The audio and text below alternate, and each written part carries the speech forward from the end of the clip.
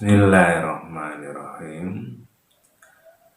Assalamualaikum warahmatullahi wabarakatuh.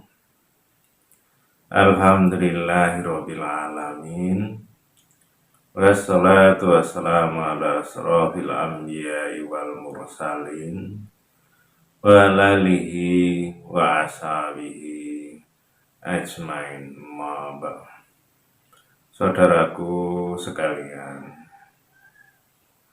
di dalam Al-Quran Allah berfirman yang bunyinya innallaha ma'as-sabirin, yang artinya sesungguhnya Allah beserta orang yang sabar. Ayat itu bisa kita ambil pengertian. Yang pertama, bahwa Allah itu bersama orang yang sabar. Jadi kalau seseorang atau siapapun itu dia sabar menghadapi setiap keadaan, baik apa yang dia lihat, apa yang dia dengar, ataupun yang dia pikirkan dan yang dia rasakan. Dia bersabar untuk tidak buru-buru menyikapinya atau mengomentarinya, karena apa yang dia dapatkan tadi boleh jadi ada sebuah hikmah di balik itu yang kita mungkin belum mengerti saat itu apa hikmahnya. Karena semua yang kita lihat, kita rasakan tadi pasti ada kebaikannya, karena Allah sudah menyampaikan di dalam Al-Quran yang bunyinya ma khalaqta hadza batila, yang artinya tidaklah yang engkau ciptakan semuanya ini yang ada di kehidupan ini batila atau sia-sia. Jadi tidak ada yang sia-sia apa yang Allah ciptakan, baik itu berupa barang atau benda atau makhluk ciptaannya, juga keadaan senang ataupun susah, enak ataupun tidak, dan keadaan yang lainnya yang kita terima atau yang kita dapatkan. Insya Allah semuanya itu ada maksud ataupun ada gunanya, sehingga kalau kita mengimani ayat yang kita baca tadi, kemudian diamalkan di dalam kehidupan sehari-hari, maka insya Allah kita itu ya tidak emosi, tidak marah atau jengkel, atau tidak mengomentari yang tidak-tidak atau buruk sangka dulu. Insya Allah seperti itu. Dan itulah nanti mengarah kita itu sabar. Sehingga Allah beserta orang yang sabar itu. Bukankah kita juga sudah diberi pelajaran atau petunjuk di dalam Al-Quran dengan kisahnya Nabi Khidir dengan Nabi Musa? Itu jelas, insya Allah sebuah pelajaran yang sangat berharga bagi kita di dalam menyikapi setiap persoalan yang ada yang Allah izinkan terjadi, sehingga kita tidak terburu-buru tadi untuk mengomentarinya atau menyikapinya. Bukankah kisah Nabi Khidir dan Nabi Musa alaihi salam tadi, waktu itu Nabi Khidir kan sudah menyampaikan bahwa nanti kalau di dalam perjalanan Nabi Khidir melakukan sesuatu, tidak usah dikomentari dulu. Jadi sabar dulu, nanti pada waktunya akan dijelaskan arti atau makna yang terjadi di dalam perjalanan mereka berdua. Kira-kira seperti itu. Dan itu sebenarnya ya boleh dikatakan ya sama, karena itu pelajaran untuk kita. Kita pun kalau menghadapi sesuatu yang terjadi di diri kita, boleh jadi sama. Ada sesuatu yang sepertinya tidak enak, sepertinya kok membuat jengkel, membuat marah, kecewa, dan lain-lain. Tapi boleh jadi kalau kita mau sabar, itu ada kebaikan-kebaikan yang banyak dibalik kejadian atau keadaan yang kita rasakan itu. Dan itu pun kalau ditambah ayat lagi yang artinya boleh jadi apa yang tidak kita sukai padahal itu sebenarnya baik bagi kita, dan apa yang kita sukai boleh jadi itu tidak baik bagi kita. Kira-kira terjemahan bebasnya seperti itu.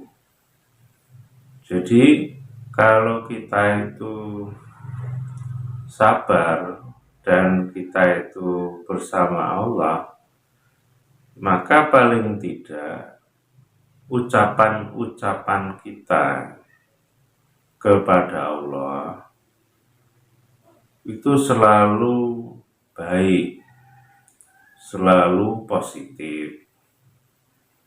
Umpamanya kalau kita melihat saudara kita yang lain, dia tidak begitu pandai, mungkin tidak hafal Al-Quran, mungkin bacaannya tidak fasih, mungkin banyaklah kekurangannya. Yang namanya manusia biasanya ya ada kekurangan, ada kelebihan, itu manusiawi. Tapi kalau kita itu sabar tadi, tidak langsung mengomentari menurut hawa nafsu kita, sehingga kita bisa bicara dengan Allah. Allah yang dekat kepada kita, Allah yang beserta orang yang sabar tadi, mungkin kita akan mengatakan, ya Allah, ada saudaraku yang mungkin dalam ilmunya biasa, tidak begitu banyak, cara membacanya juga tidak fasih, hafalannya juga mungkin sedikit. Tapi semua itu atas izin-Mu ya Allah. Mungkin itu juga menjadi ujian bagi saudaraku itu, agar dia itu tidak menyombongkan dirinya kalau dia lebih baik dari orang lain. Boleh jadi seperti itu ya Allah, dan Kaulah yang Maha Tahu. Dan bagiku ya Allah, itu juga menjadi ujian bagiku, apakah ketika aku melihat saudaraku yang mempunyai beberapa kekurangan itu, apakah aku itu menyombongkan diri, merasa lebih baik, lebih pandai, lebih cerdas, dan lain-lain sebagainya, atau aku rendah hati ya Allah, bahwa kepandaianku pun itu juga atas karunia-Mu ya Allah, bukan karena kehebatanku, karena tidak ada manusia yang ingin bodoh, ingin tidak pandai. Semuanya insya Allah ingin pandai, tapi Engkau telah mengaturnya. Ada orang yang Engkau lebihkan, baik dari kepandaian ataupun harta, dan ada orang yang tidak Engkau lebihkan. Dan semuanya itu ujian bagi kami, apakah kami bisa sabar atau tidak. Jadi ampuni aku ya Allah, kalau selama hidup ini mungkin sering khilaf, sering tidak sadar bahwa apa yang terjadi di antara kami sebagai hamba-Mu adalah sebagai ujian saja, apakah kami bisa sabar atau tidak. Kira-kira seperti itu. Jadi kalau kita itu melihat atau mendengar sesuatu yang suka atau yang tidak kita sukai, yang cocok ataupun yang tidak, kalau kita langsung bicara kepada Allah, ya insya Allah kita itu selalu berbaik sangka dan sabar untuk tidak berkomentar yang miring, yang keliru. Dan itu kan banyak kisah-kisah yang mengarah hampir sama yang ada di dalam Al-Quran. Umpamanya kalau ditambah lagi kisahnya Nabi Ibrahim dengan istrinya Siti Hajar dengan anaknya yaitu Nabi Ismail alaihi salam. itu atas perintah Allah, istrinya dan anaknya ditinggalkan di gurun padang pasir tandus, tidak ada manusia, tidak ada apa-apa di situ. Dan kalau kita itu tidak sabar, atau Siti Hajar atau Nabi Ibrahim tidak sabar, ya mungkin akan berpikir buruk, atau mungkin menggerutu, sedih, kecewa, kenapa kok diperlakukan seperti ini, umpamanya seperti itu. Tapi kalau keimanan seseorang atau siapapun itu cukup, ya insya Allah tahu semua yang terjadi itu atas izin Allah, pasti ada maknanya, ada hikmahnya yang nanti akan diketahui kemudian hari. Dan juga kisah Nabi kita, Nabi Muhammad, seorang kekasih Allah pilihan, tapi hidupnya ya sederhana, jadi anak yatim piatu yang diturunkan di padang pasir, bukan di Indonesia yang tanahnya subur makmur dan lain sebagainya. Itu juga bukan karena kebetulan, tapi karena Allah punya rencana yang tentunya indah, yang mungkin kita tidak tahu persisnya. Insya Allah Nabi juga tahu bahwa itu jalan yang terbaik demi kebaikan ya Rasulullah sendiri, juga demi kebaikan umatnya. Juga yang terjadi kisahnya Siti Maryam, ibunya Nabi Isa, itu juga kisah yang mungkin ya membuat sedih, prihatin, karena seorang perempuan yang masih gadis diberi oleh Allah anak tanpa bapak, sehingga menjadi fitnah yang luar biasa.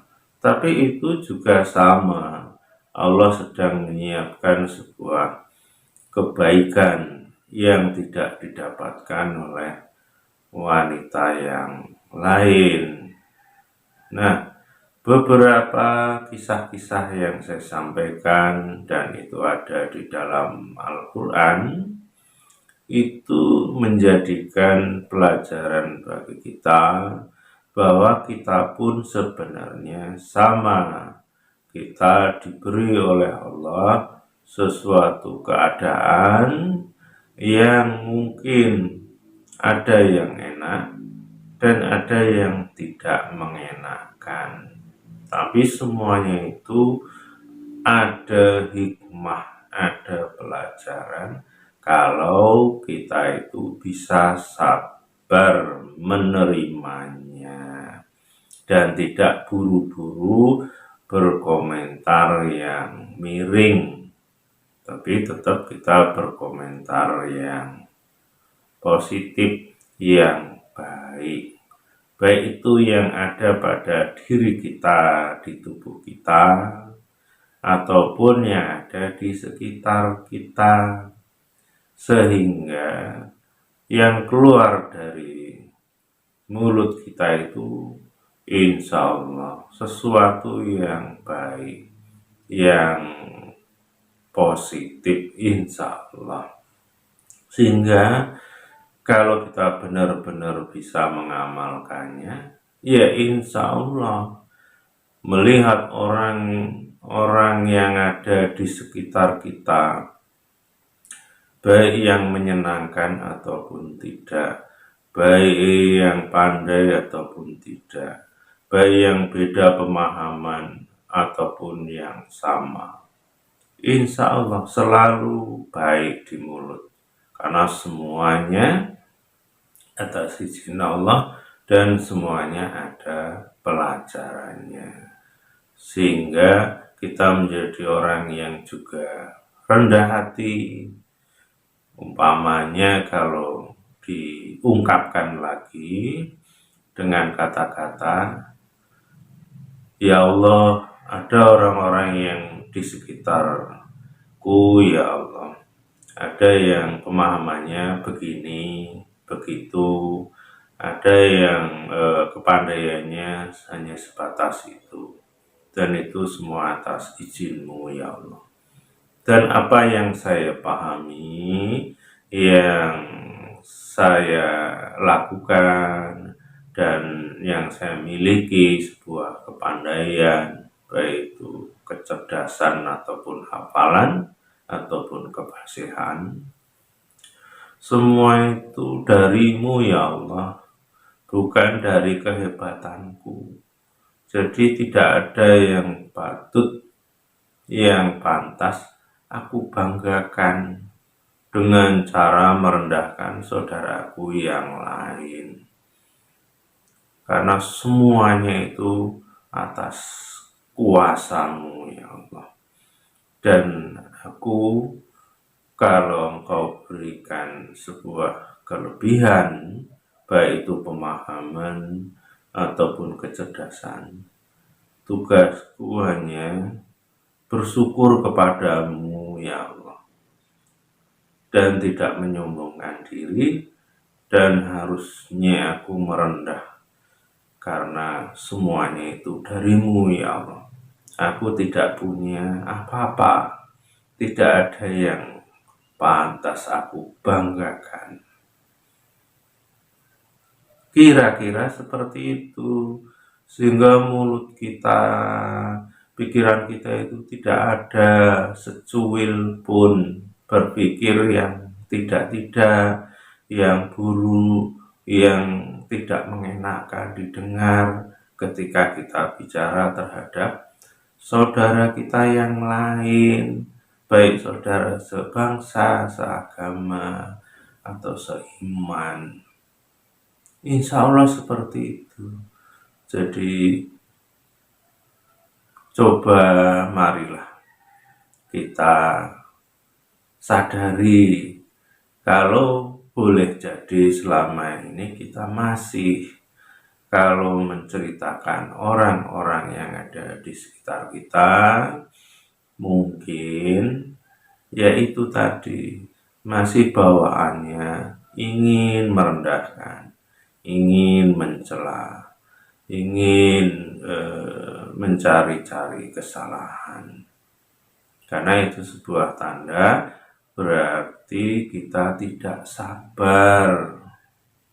Padahal Allah suka kepada orang yang sabar atau beserta orang yang sabar.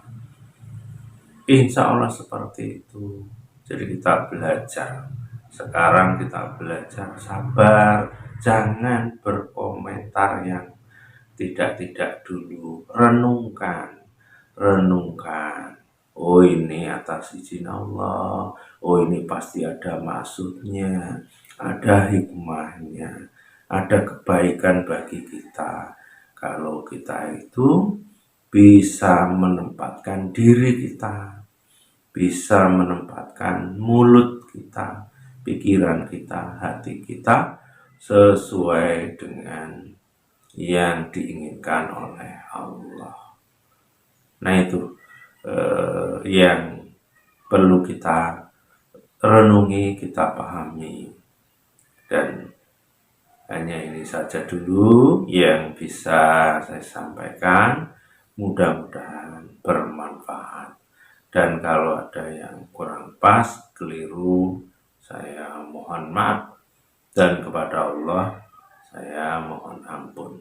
Akhirul kalam. Assalamualaikum warahmatullahi wabarakatuh.